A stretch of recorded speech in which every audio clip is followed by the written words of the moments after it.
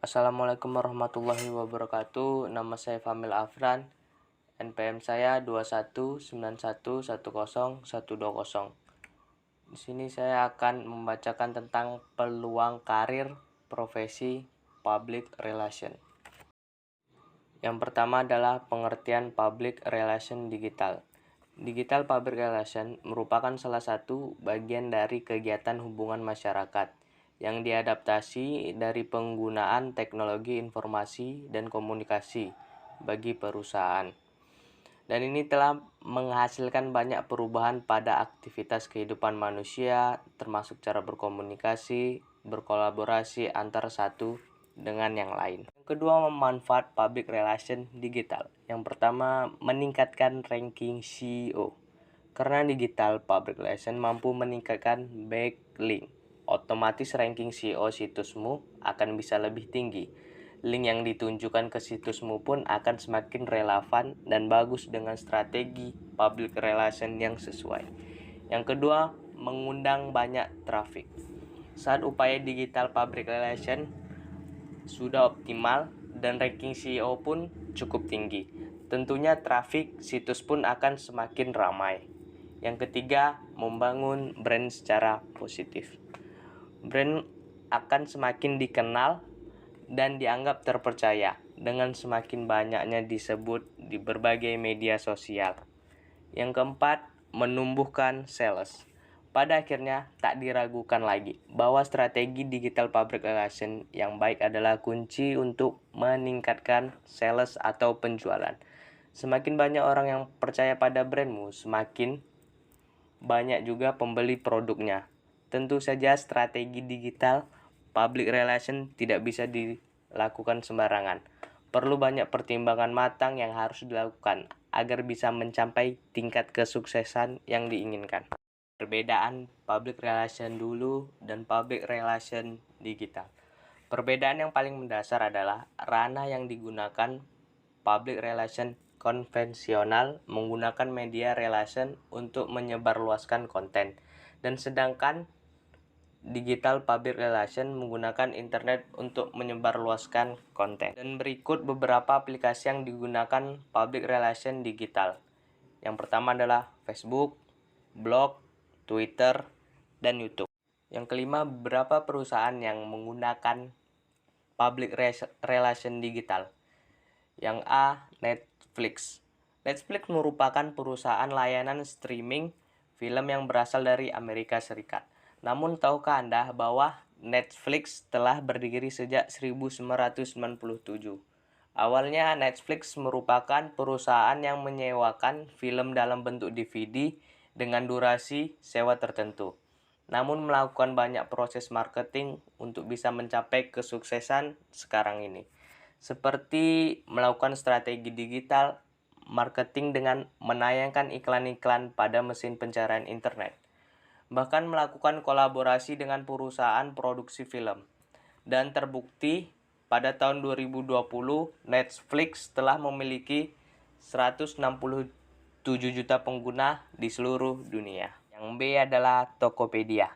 Di zaman yang serba canggih, membutuhkan pola pikir yang juga canggih dan kreatif. Tokopedia memberikan wadah bagi para pelaku bisnis untuk menjual barang dagangannya di internet dengan jaminan perlindungan dan keamanan. Tokopedia melihat persaingan bisnis yang terjadi di internet adalah sebuah peluang yang besar untuk melakukan bisnis e-commerce. Melihat dari kebutuhan sehari-hari, Indonesia juga tinggi. Kehadiran Tokopedia memberikan banyak keuntungan bagi para pedagang kecil maupun perusahaan besar. C adalah Gojek. Sudah sangat familiar dengan brand ini. Layanan ojek online pertama di Indonesia ini menawarkan kemudahan mobilitas bagi orang-orang yang tidak memiliki kendaraan pribadi. Berbeda dengan kompetitor lain pada masanya, di mana kala itu orang harus berdiri di pinggir jalan untuk mendapatkan transportasi yang mereka butuhkan. Gojek justru hadir dengan mentransformasikan layanan berupa aplikasi pemesanan hanya dengan satu sentuhan. Transformasi digital mengantarkan Gojek menjadi salah satu perusahaan dekakron pertama di Indonesia dengan valuasi lebih dari 142 triliun rupiah pada tahun 2019. D. Bayu Telkomsel. Transformasi digital juga terjadi di industri telekomunikasi dan jaringan seluler. Bayu, yang merupakan salah satu sub-brand Telkomsel, juga mendefinisikan ulang pengertian layanan telekomunikasi bagi masyarakat. Jika sebelumnya orang-orang harus kerepotan membeli SIM card di counter ataupun gerai resmi operator, maka berbeda dengan Bayu. Para pelanggan justru dimudahkan dengan layanan pembelian sekaligus pendaftaran SIM card melalui aplikasi. Dan nantinya SIM card akan dikirim atau diambil oleh pelanggan di merchant terdekat. Format bisnis ini semakin populer, terlebih ketika pandemi COVID-19 menyerang sejak awal tahun 2020. Karenanya, Bayu berhasil mendapatkan lebih dari 1 juta pelanggan hanya dalam waktu kurang dari 1 tahun. Yang keenam adalah fungsi public relation di perusahaan.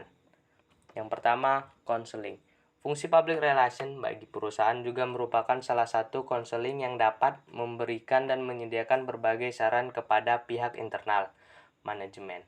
Biasanya, public relation memberikan saran yang berhubungan dengan berbagai kebijakan, relasi, dan komunikasi antara perusahaan dengan publik. Kedua, research.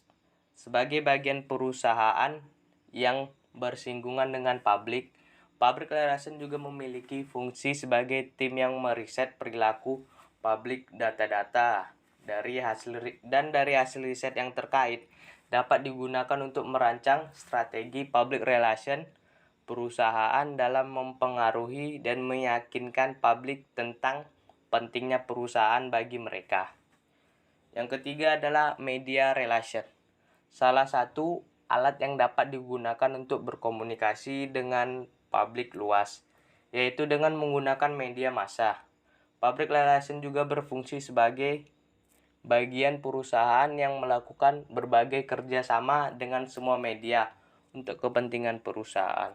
Yang keempat adalah publicity. Melalui berbagai media massa yang telah menjadi partner dalam bekerja, public relation dapat melakukan publisitas atau merespon ketertarikan publik terhadap perusahaan.